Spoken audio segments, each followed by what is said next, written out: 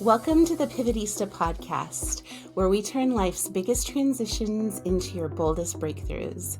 I'm Kristy Cook, your guide to navigating life's twists and turns with clarity, confidence, and purpose.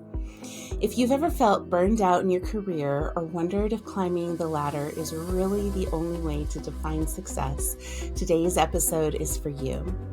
My guest, Jami Yazdani, spent over 14 years in leadership roles in higher education and libraries before making a bold pivot into entrepreneurship. Now, as the founder of Yazdani Consulting and Facilitation, she helps mission-driven organizations lead more impactful projects, teams, and planning. Jami's journey from burnout to entrepreneurship is packed with insights about redefining success, embracing change, and building something on your own terms. If you're considering a career shift into the world of entrepreneurship, this conversation will inspire you to take your next step with confidence. Let's dive in.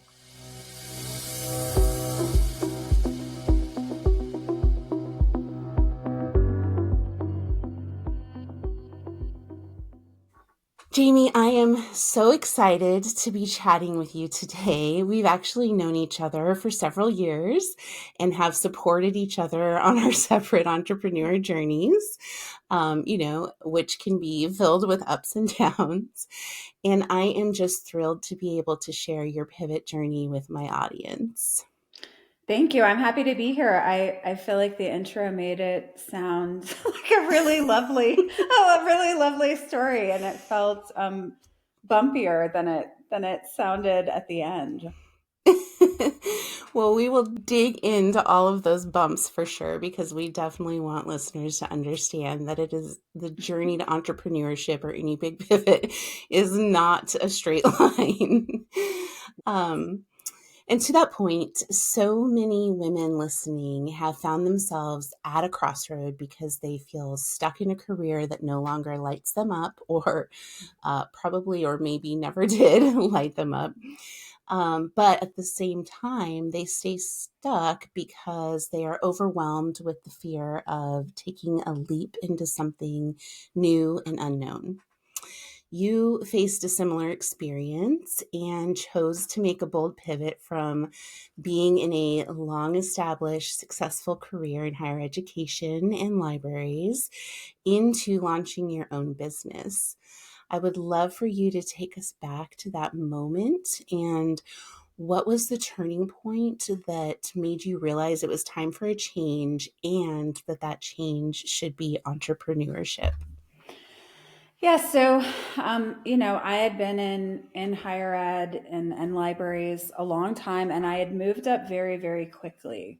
And so part of me felt like I didn't get to do kind of the fun parts of being a librarian for very long, and was managing budgets and teams, and going to strategy meetings and things. And so I do think some of that contributed a little bit to being burned out. But when I had finally, I guess I had reached a position, I'd been moving up, and I had reached kind of my career goal that I had set for myself, and had felt kind of like, is this it? Is this sort of all there is, right? And obviously I could have moved to a larger university or a larger library, but it would have been more about scale rather than sort of new challenges. And, I higher ed at that time, and probably still now,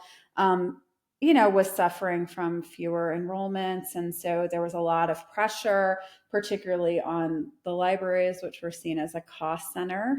We didn't bring in money, we spent money. And so there were a lot of kind of outside forces that made my job very, very difficult. And I didn't see a future at the university that I was at. And so I knew I was going to have to make some kind of change. And I just couldn't get excited about trying to get another job somewhere else that looked very, very similar.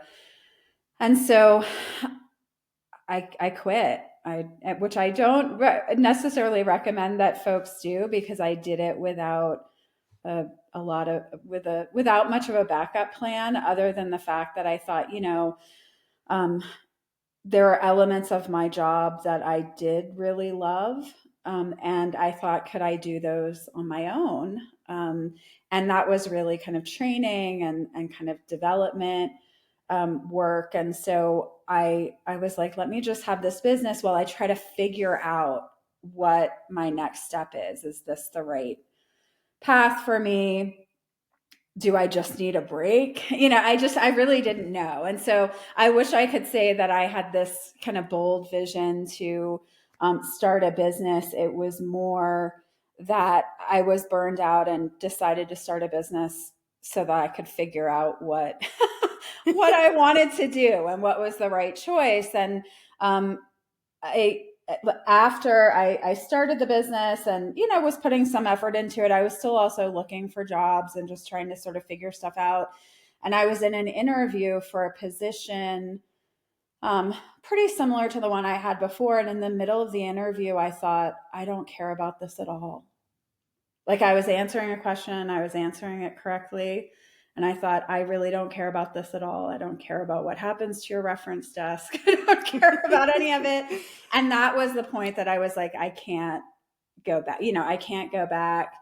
And so then I decided I have to make this business work. And it also, I think, which I didn't realize at the time, gave me a lot more autonomy about what I was going to do and what I wasn't going to do, because the business was mine, right? I didn't have to fit it into someone else's mold.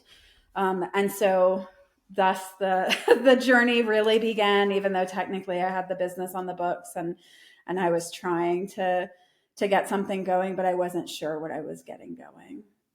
It took me some time to get there.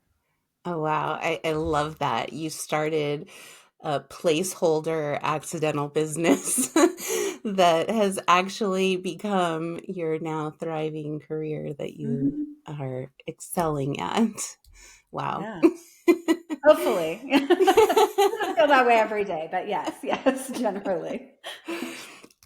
So when you were sitting in that interview and sort of had this major aha moment that this just was not going to be the right path for you, or no longer was the right path for you, is really a confirming interview, it sounds like.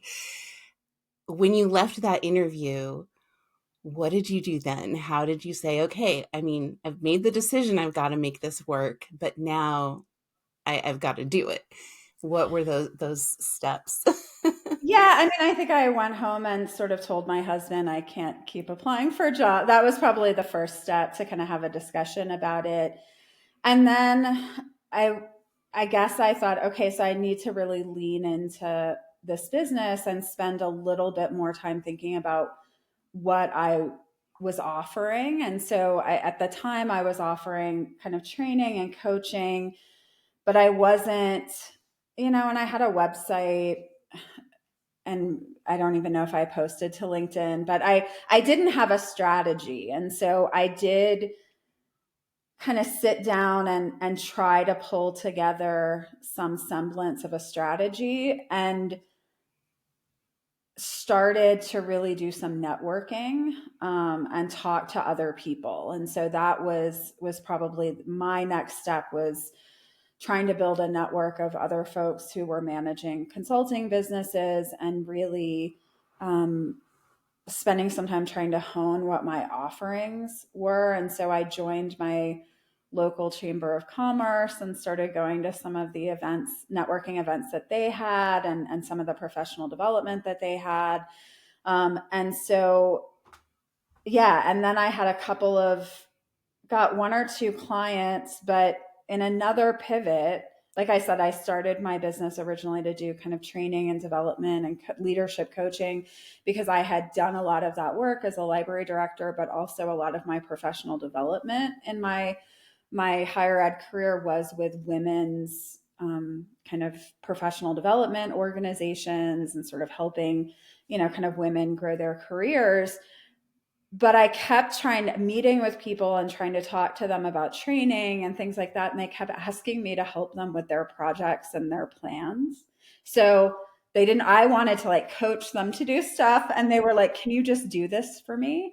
And so, that was in the first year.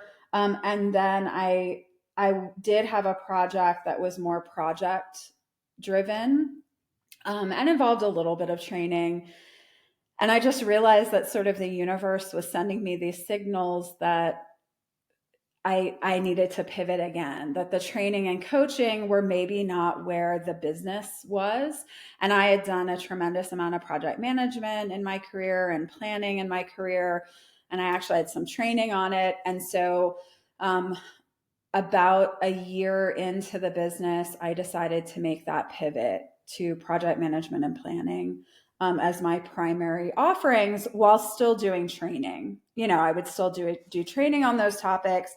And so I went to get my PMP because I felt like I needed to prove that I knew what I was doing. And so I got that, and then rebranded my business to focus on project management and planning. And that's what I've been doing ever since. Still do a lot of training on those topics, still do some coaching, but not in the same way that I had originally imagined. Wow.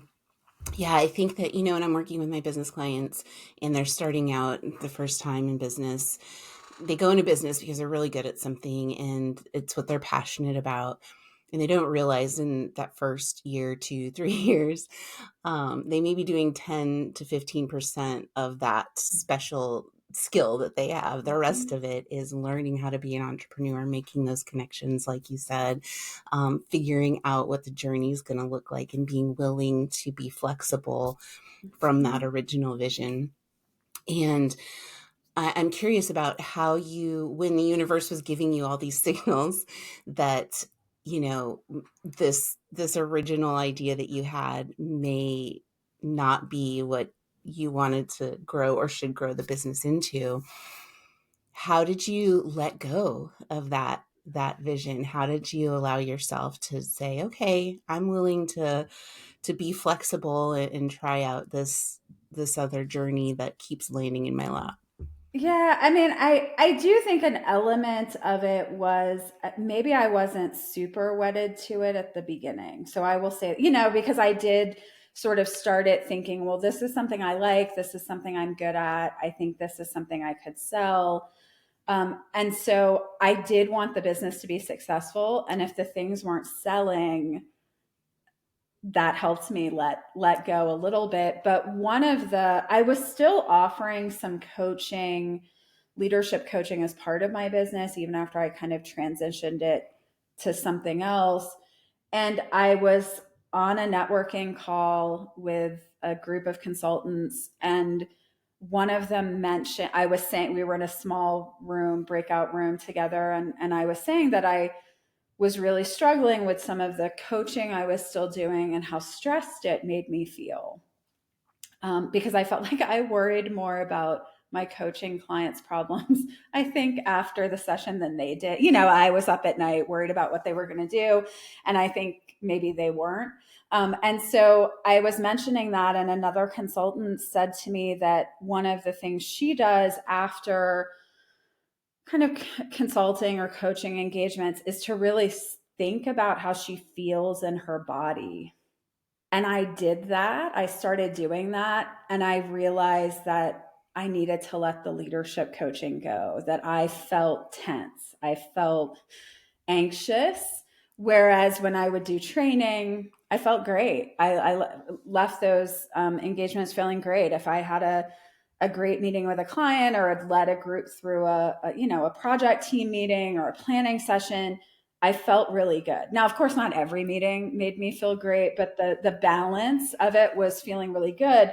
And so I felt like that also helped to realize that even though it was something I was interested in and could do, maybe it wasn't for me. And I think, having come from a burnout situation, it was very important to me that I not spend my energy doing things that didn't make me feel better at the end.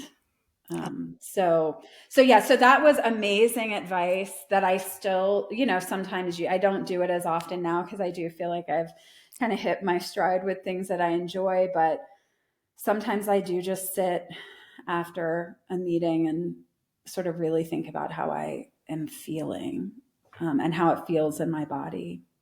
Oh, that is music to my ears and is so similar to my own journey when I learned to engage with my feelings instead of what my head was telling me.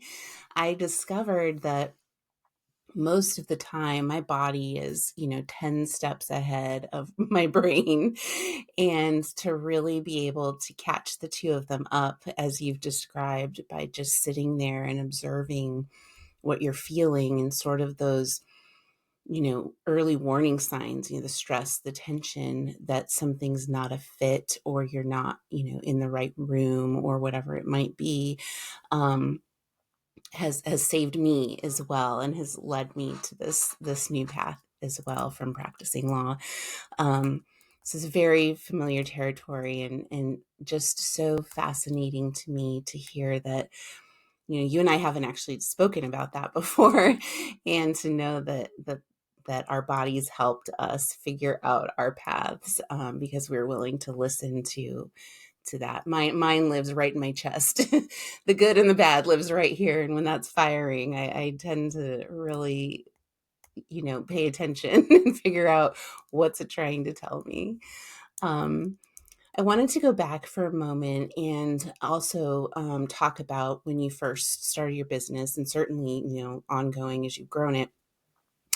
The networking aspect and the making connections, because I think for a lot of people, even extroverts, but certainly the introverts among us, that can feel extremely daunting, kind of like starting a brand new school or something where you're the new kid, walking into finding first these networking opportunities, figuring out what the good ones are, the ones that aren't going to maybe be as fruitful, and then just kind of having the guts to go and put yourself out there and show your vulnerability as you described. Can you talk to me a little bit about how you navigated that?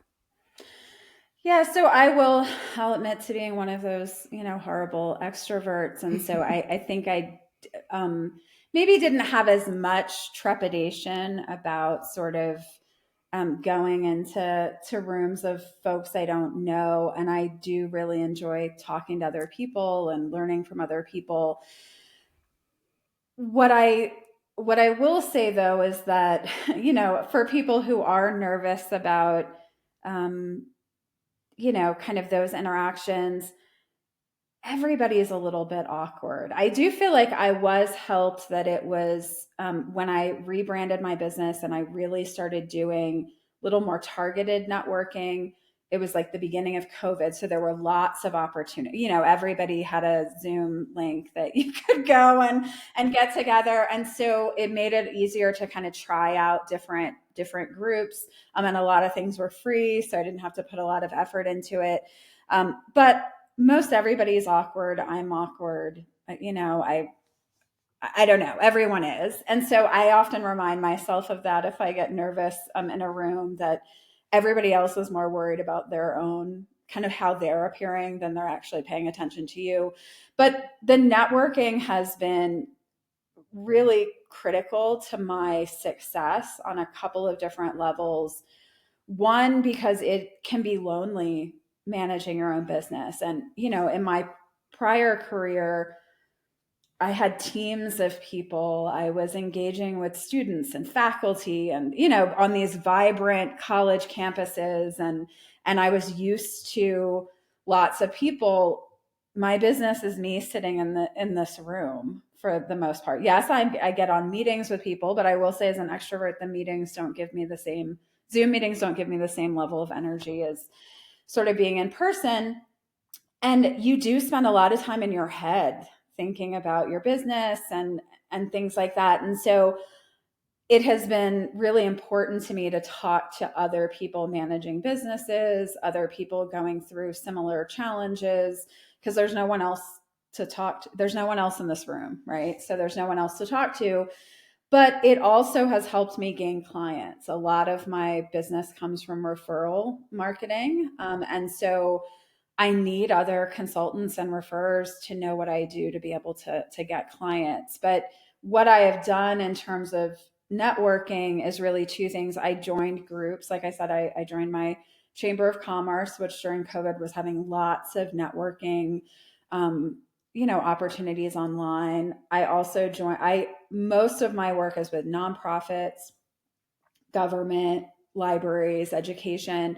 And so I joined consultant groups specific to those industries, which has been great because it gets me referral partners in areas that I'm working, but also I'm talking to other people who are, trying to get at the same market, similar clients. So I joined, several of those.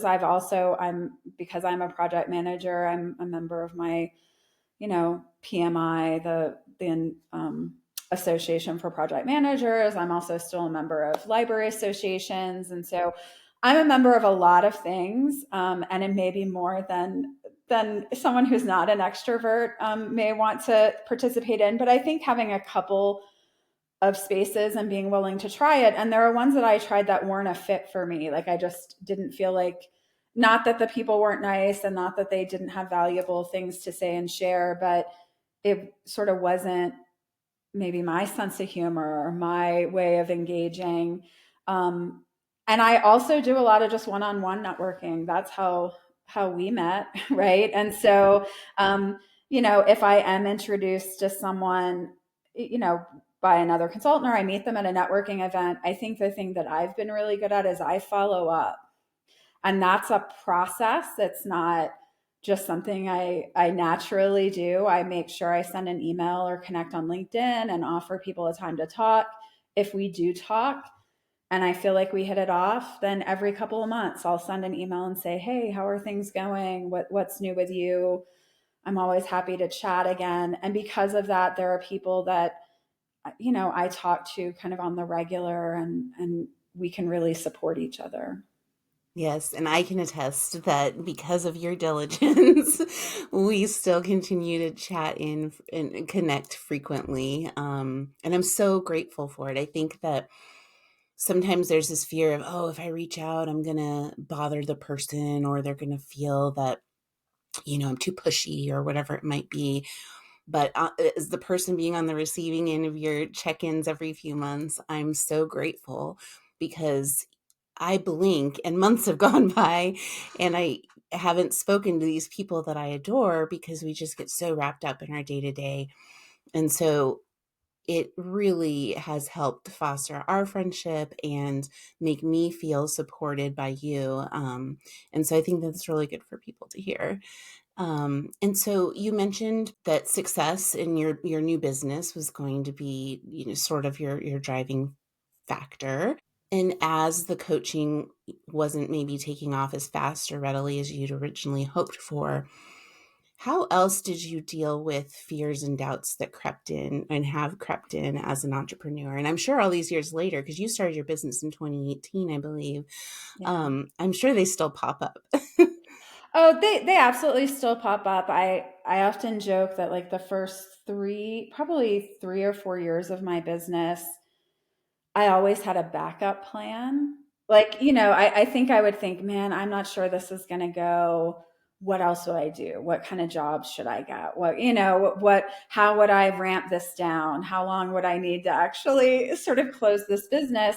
Somewhere around the 5th year, I stopped thinking that. And I think that's not that I still don't have backup plans, because that's kind of how I roll. But I think it finally grew to the point where I felt that this was actually it could be something I could continue for the rest of my career if I wanted to. And I think those first couple of years, I didn't always feel that way. I think it did help me to talk to other business owners who had similar fears and concerns. So I knew I was not alone in that. And I did, particularly early in my business, I tried to talk to people who had had their business a long time. I definitely talked to people who were like me, very new, and I found that valuable. But I did try to connect with some folks who had consulting businesses for a decade or more, and they all told me it takes time. They told me it takes about 5 years to feel comfortable. And I didn't want to believe that. I wanted to believe I could do it quicker. I didn't think that. But now that I'm at 6 years, I can tell you that I think it takes 5 years. I think they were right. And so, I mean, I just kept going, I guess. And and knowing that that's part of sort of the roller coaster, I think helped me sort of get through that. But also knowing I get to make that choice, right?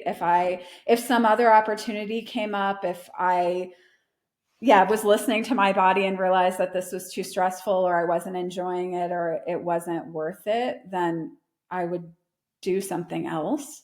And so I think just knowing that I kind of have that option helped me to kind of get through those times. But I do think that roller coaster early in my business, twice in a day, I might think, I don't know if this is going to go. How is this going to go? Now, maybe it's twice in a month. I don't know. It just gets less and less, right? The times where you think this might not go, they start spreading out until it's not a concern as much. That's really refreshing to hear.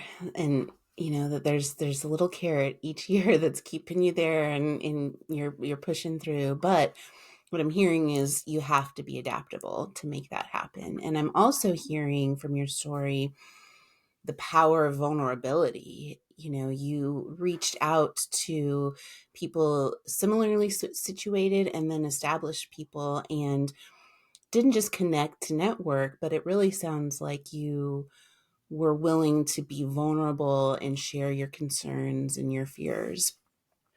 Yes. And so I do think, I feel like, why not be? Like, what would it get me? I mean, I do know that, particularly when you're looking at social media, everybody's business seems like it's the world's most successful business, right? But I think of social media as being almost like a billboard. You're not going to put, maybe this will work, call me, on the billboard, right? You're putting like, I can do these amazing things, I'm in demand, call me. But in the conversations, and I think this is why, yes, I go to networking events where there are large groups of people, but I'm usually trying to make those one-on-one connections. And it's in those connections, I think, that you can be more vulnerable. And I haven't found any reason not to sort of share the challenges, because it's the reality. And I know I'm not the only person having that's, if I'm vulnerable first and another person says, oh my gosh, I have the same concern,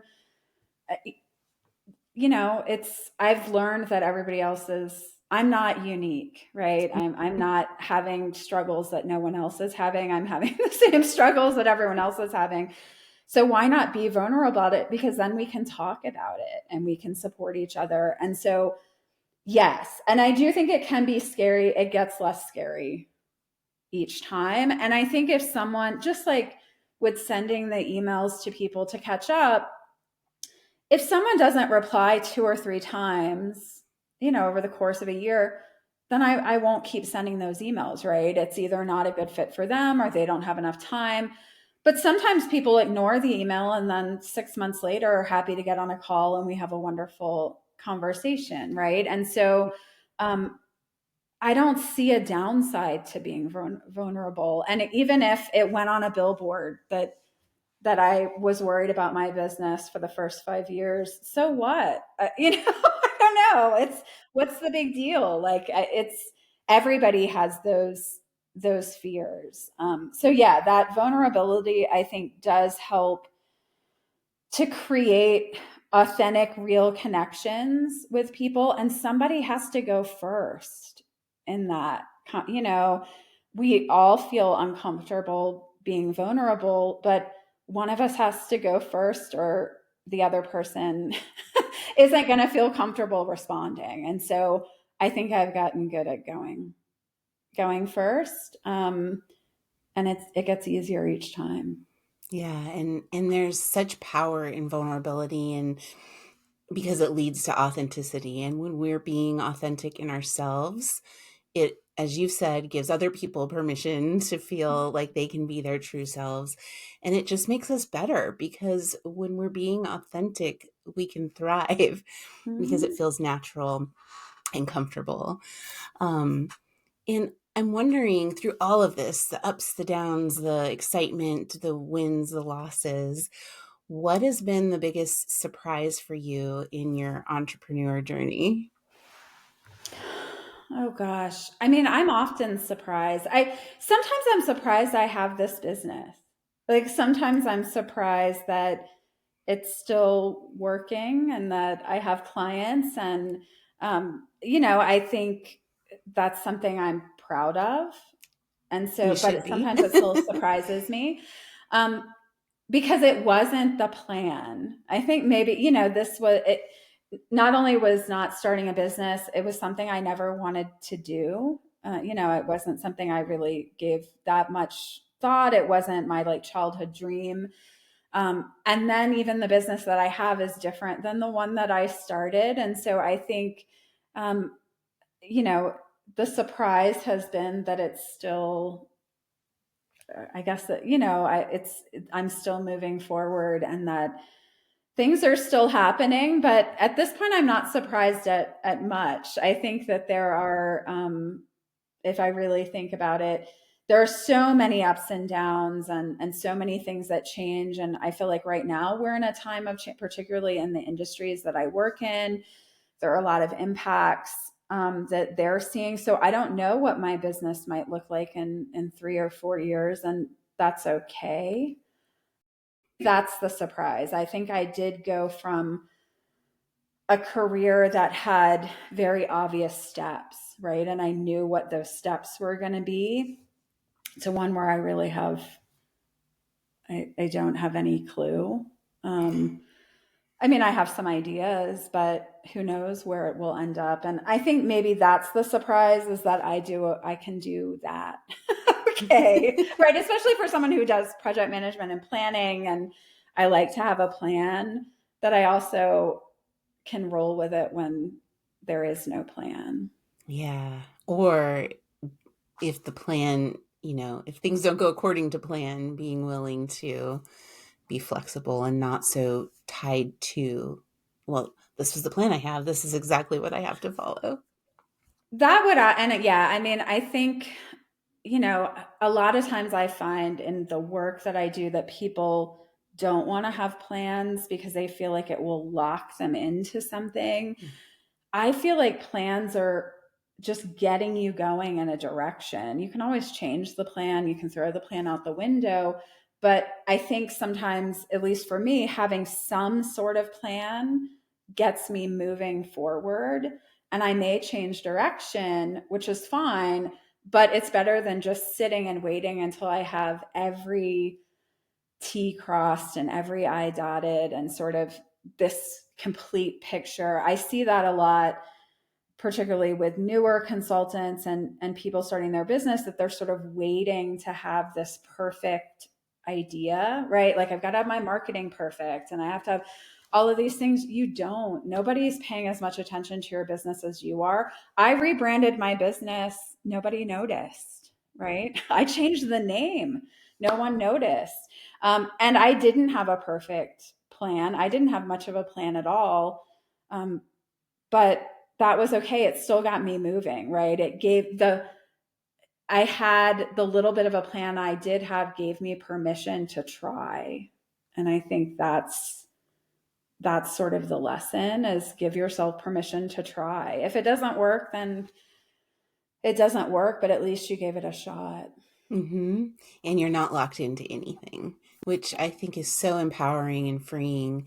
And I love the idea too, what you're talking about with the plan being a way to just get you started, because so many of us fight against perfection, as you've just described.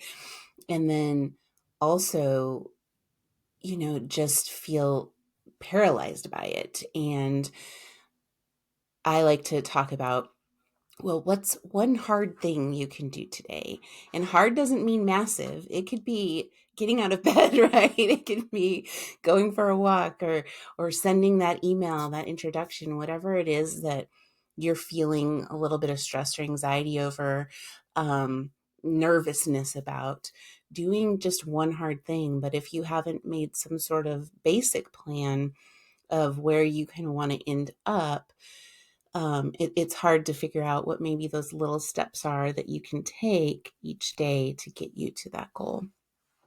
Well, I definitely think too with entrepreneurship, you have to try some things. Like I don't think that there are very many businesses that are exactly the way to today that they were when they started. And even if you think about large corporations, even something like Amazon is not what it was when it started, right? If you ever watch those shows on TV where they talk about the history of like famous businesses, like Nabisco wasn't what it used to be or whatever. And I do think, but they had to try something. They had to start with one cookie recipe before they could build an empire. And so I think I started with some leadership coaching and training, and now I do something different. But I needed those experiences to try those things to figure out what I liked, what other people liked, and what made sense. And so, yeah, just try something. Mm-hmm. Yeah, when I was first thinking of leaving my my job to start my own law firm, 𝗵𝗵𝗁, I had attended this conference that was celebrating women entrepreneurs when I still lived in Portland, Oregon. And this woman stood up who's very successful. And she was asked, what gave you the courage to decide to step into entrepreneurship? To do that, was leaving behind a 6-figure engineering job to step into something completely different than what she was had been working so hard to do her whole life. And I will never forget. It was like the day before I was going to put my notice in. She said, I got to a place finally where my fear of failure was outweighed by my fear of not trying to fulfill this dream I had for myself. And it was the universe speaking to me in that moment. And it has stuck with me all of these years. I think of it, I don't know, at least once a week, probably, especially on this new pivot into coaching. And it was just such a powerful message and reminder that, why not bet on yourself? You're still employable. You can still go out in the market if it doesn't work out. You can pivot your business into a different path, but why not try? Yeah, why not try? I mean, I do think too, yes, obviously there can be financial implications to leaving a job and starting your business. And I don't want to minimize those, but I do often encourage people to start sort of side gigging. So don't just quit sort of angrily and try to start a business like I did. I think, there are ways to sort of ease into it. But a lot of people start businesses that don't succeed, or they start businesses and realize that it's not for them, right? That this is not how they want to spend their time. They want to do the work, but not kind of the sales or the marketing or the operations pieces. That it's not as flexible as they thought, all of those things, or that they want to be in an office with a team or whatever it is, and I think there's nothing wrong with that. There's lots of people who have started businesses and decide it's not for them, or it's not as successful as they want, and they move on. I mean, I don't think any worse of them. I think it was great that they tried something. And imagine too, being able, even if it doesn't work, to go back and know more about yourself, right? You know more about yourself, you know more about what you like, you know more about what you don't like. And that can only make you sort of a better candidate for whatever the next phase looks like. Yeah, and you won't have that nagging doubt in your mind as well. Well, what if I had tried? At Yes. least, you try, you experience it, decide if it's for you or not, and then pick the next path. Yep. And who knows what the next path will, I mean, I enjoy my business. I feel like it's gotten to a point where I feel good about it. Like I said, I'm not, regularly planning what my next step would be, but that doesn't necessarily mean that I'm going to be doing this until I retire. Maybe I will. I don't know. Who knows? And I think I am someone who kind of likes possibilities, right? And so I do think a business gives you lots of possibilities because you can pivot when you want to. You can try different things, and so I think in that way, it's been a very good fit for me. But I don't want to limit my possibilities. So Goosebumps, so good. And so, as we sort of wind down, come to wrapping things up, what is your recommendation for listeners who are considering a big change, pivot, maybe into entrepreneurship, maybe into something else, but something that feels scary and they're feeling a lot of apprehension about?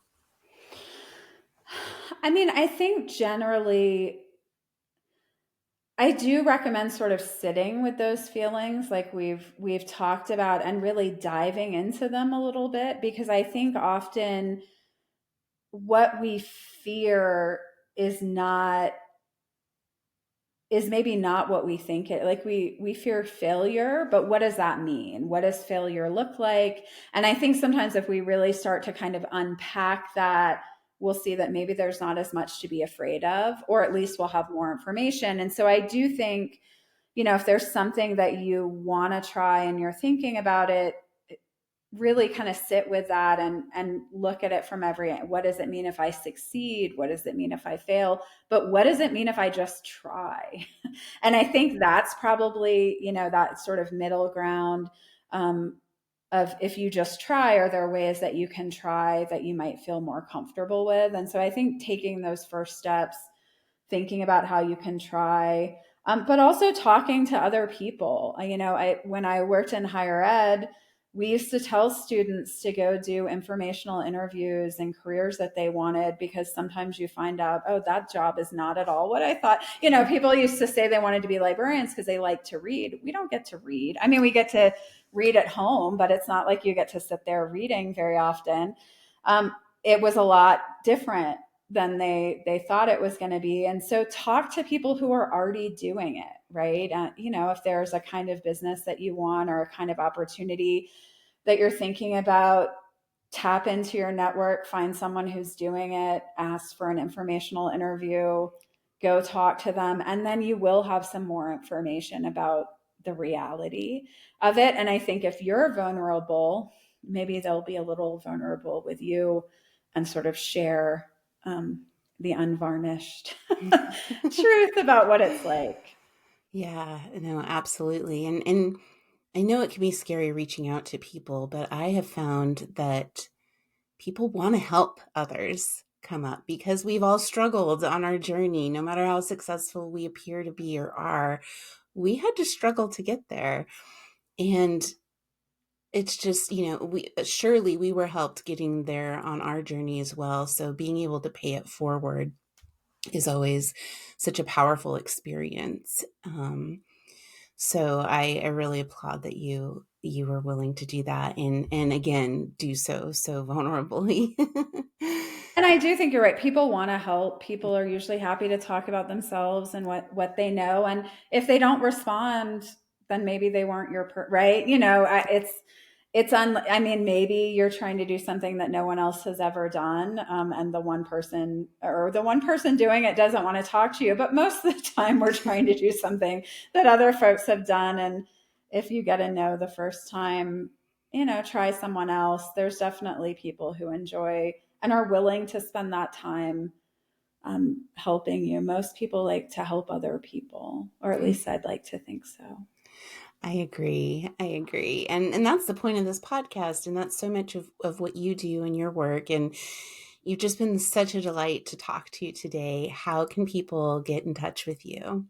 Yeah, and I am always happy to talk to people who are thinking about things as well. So my website is yazdaniconsulting.com. So YAZDANI consulting.com. And so all of the ways to find me are there, and I'm always happy to chat.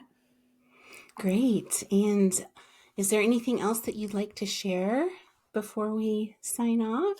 No, I really appreciate the opportunity. It's always great to talk to you, Kristy. And I think this is a great example of what a little bit of networking and connection can do, right? So here we are together, and I think that's a great thing. So thank you. Thank you. It's been wonderful. You always bring such a big smile to my face when we chat. Just even though we're over the internet, I can just feel your energy every time we connect. And I don't think we've actually met in person. No, because I moved. I I moved before we know. could meet. Now I Yeah. live in the mountain time zone. The Another forgotten pivot. time zone. So The forgotten time zone. Oh, so good. Well, thank you so much. What a powerful conversation. Jami's story is a reminder that success isn't just about climbing higher, it's about choosing a path that truly fits you.